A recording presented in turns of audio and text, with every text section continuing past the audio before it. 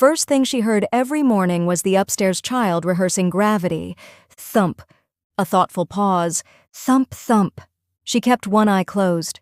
If she stayed half asleep, the day might fail to notice her and move on to someone more ambitious. Jesus Christ, she muttered to the ceiling, which had never once offered feedback. The ceiling replied by allowing what sounded like a small sofa to be thrown off a bunk bed. She checked the time, 6:52 a.m., the hour when motivation woke up in other apartments and immediately began jogging in place. She was 45, divorced, childless, unemployed, permanently horizontal before 8. Once she had been an assistant, not an assistant, the assistant. Calendars bowed to her will. Executives trusted her with their secrets and their dry cleaning. She could read urgency in the angle of an email subject line. Then came the new system. The system had a name, a login, and a girl attached to it. 24, bright teeth, perfect posture. She called her AI adjacent, which sounded kinder than replacement. 2 years later, she was still unemployed and increasingly certain she always would be. Job ads wanted flexibility, speed, and something called culture fit. Culture fit meant young. Speed meant tireless. Flexibility meant won't notice when we erase you. AI didn't age. AI didn't have a face that quietly betrayed fatigue. She did. She lived in a small town where nothing ever happened loudly. The kind of place where cafes closed at 2 and the council newsletter arrived on time. She rented a unit in a squat beige block where sound traveled like gossip.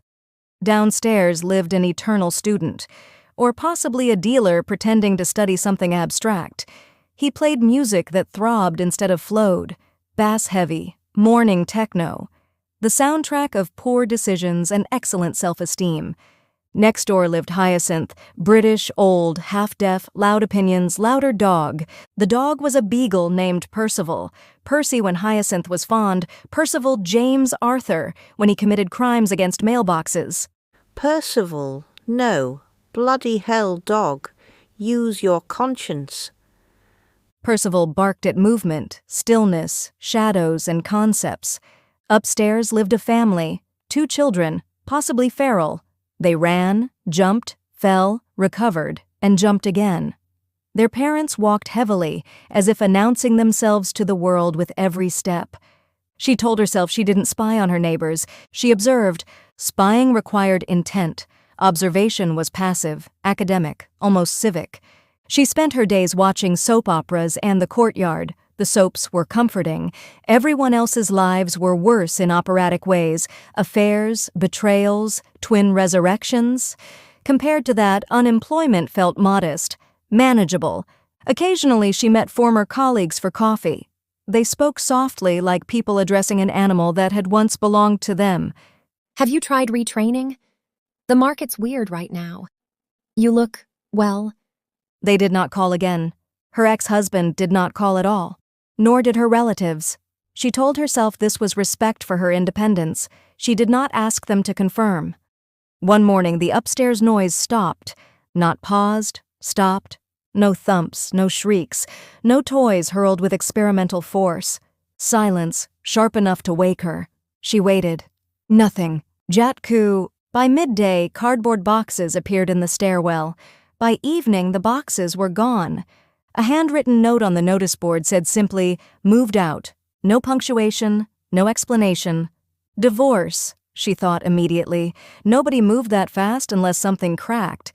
Children didn't stop running. They were relocated. She missed the noise more than she wanted to admit. The student downstairs lasted another week.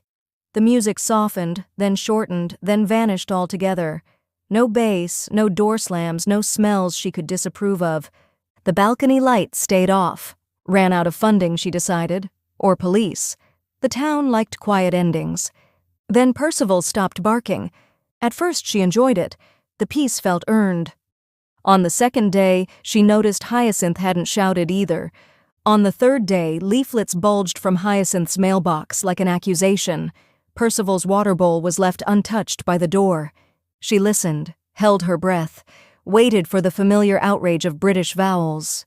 Nothing. The dog died, she thought. practical. Hyacinth died, she thought cautiously.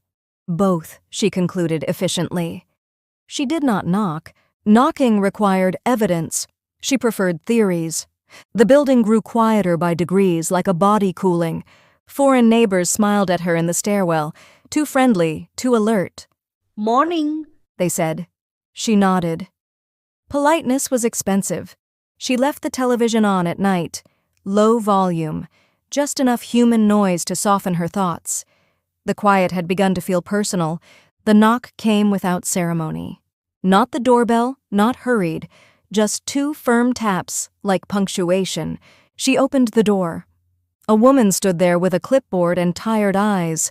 Next to her, a man in a clean shirt that tried very hard to look neutral, property neutral, life neutral. This won't take long, The woman said. I'm a social worker.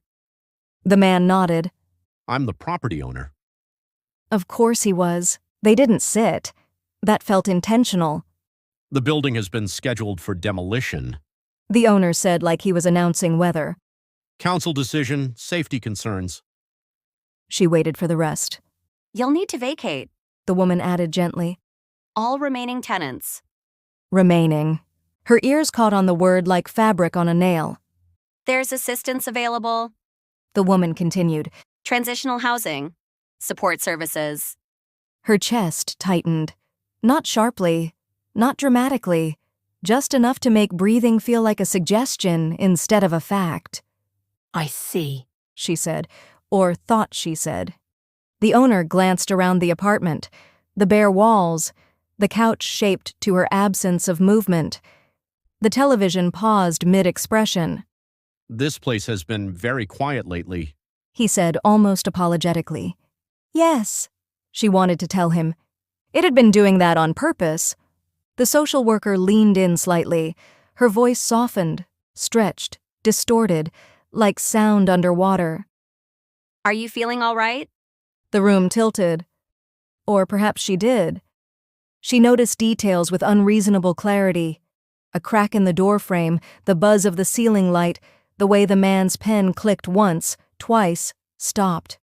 Her heart beat wrong, not fast, not slow, out of sequence. The thought arrived fully formed and uninvited. So this is how you're removed. No firing, no argument, no goodbye, just redevelopment. The woman said her name. She was fairly sure it was her name. It echoed strangely, like it belonged to someone who had already stepped away.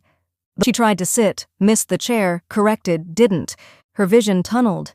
The edges darkened, or softened, or maybe sharpened to nothing. The last thing she noticed was the silence. Perfect. Total.